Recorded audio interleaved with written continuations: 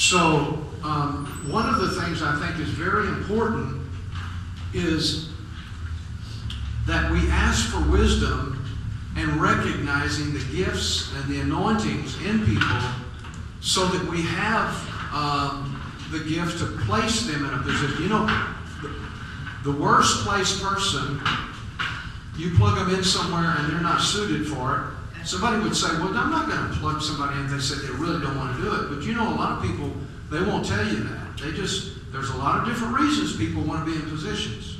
Amen. Amen. And so what we have to know is we have to be very astute from the Spirit to know where those people go. So when I began to be pastor, I began to seek people in a position, and then I began to hear them talk about, you know, if you ever wanted to use me in it, and I was saying, the Lord's already spoke to me about that. Isn't that interesting?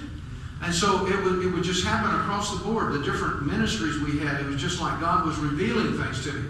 Now, so as a leader, we should, by the Spirit, be able to have that concept of the Spirit where people need to be plugged in. And that only comes from wisdom. How do we get wisdom? You ask for God. Now, some people might not believe that you can get it that way, but let me tell you something. The Word of God doesn't lie. Yes. And He says, if you'll ask for it, I'll give it to you. Yes. You know what you're asking for? God, equip me to do my job better for you. That's all you're doing. And so that's what a good leader is to do the best job he can. You are to seek excellence at the highest level. And let me just say this. The other thing was, as I began to realize there were things I didn't know to do as a pastor. I was under a pastor. I was his right hand.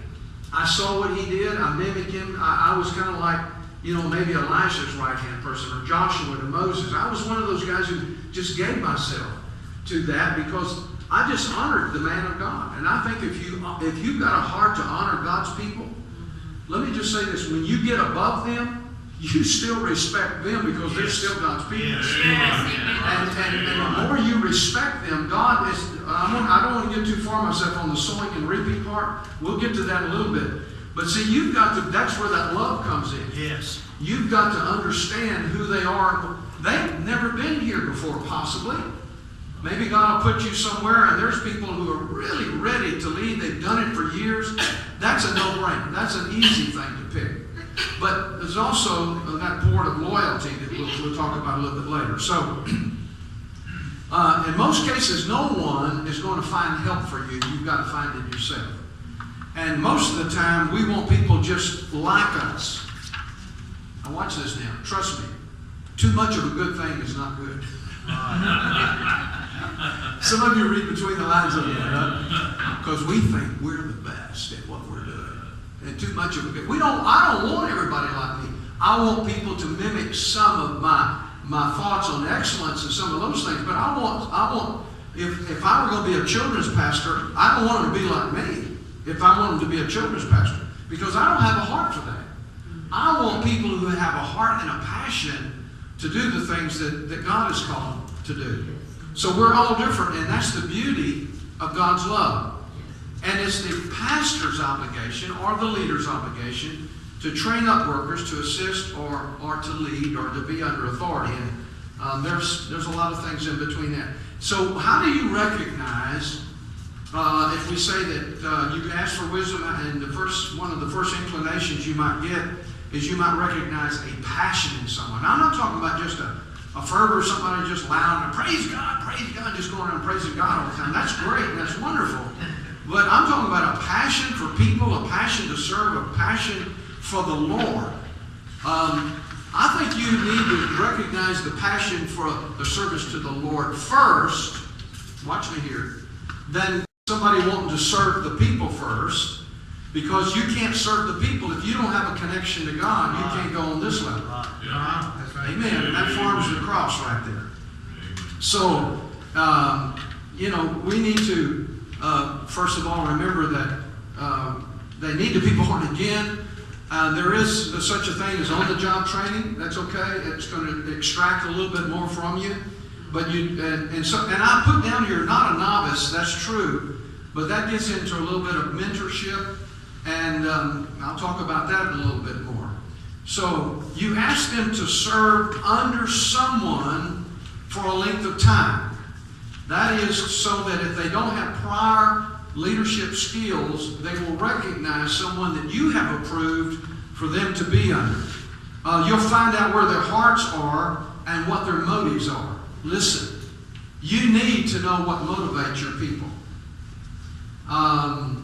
They will follow you if you lead. When I say you need to be faithful to more than just, you need to teach them to be faithful to more than just their ministry. Because the way they act to other ministries in that body has a lot to say about. In other words, I want everybody to come to what I'm doing, but I don't want to support what everybody else is doing.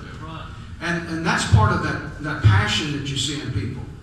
So there's nothing better than, some of you understand this, than eating veggies out of your own garden. Or picking fruit off of your own tree. I mean, it's just something about it. So our help is in our pews. You're looking around and you say, if we could just get someone on the outside. God's got people that He's trying to get you to notice. There are people who've been praying and say, God, use me. And we need to be able to recognize. And I can't overemphasize God giving you the Holy Spirit's wisdom to recognize who is gifted in those areas. And some people say, look, I've got a church full of people and I've never seen anybody come up with anything that has a passion for anything. But let me just say this.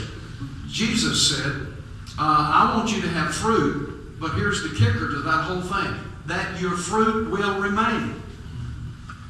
Just think of someone you've poured your life into over the last 2, 5, 10 years.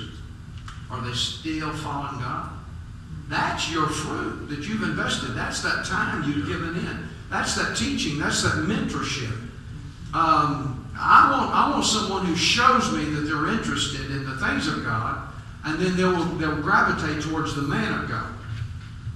So our help is in our pews. You don't just plant a seed one day and poof, there it is. You know, you tend it, you weed it. That's a protection for the ones that you've called alongside. You water it, you nourish it, and in actuality, you usually get back what you put into it. Now, you want to check where you are in your leadership skills.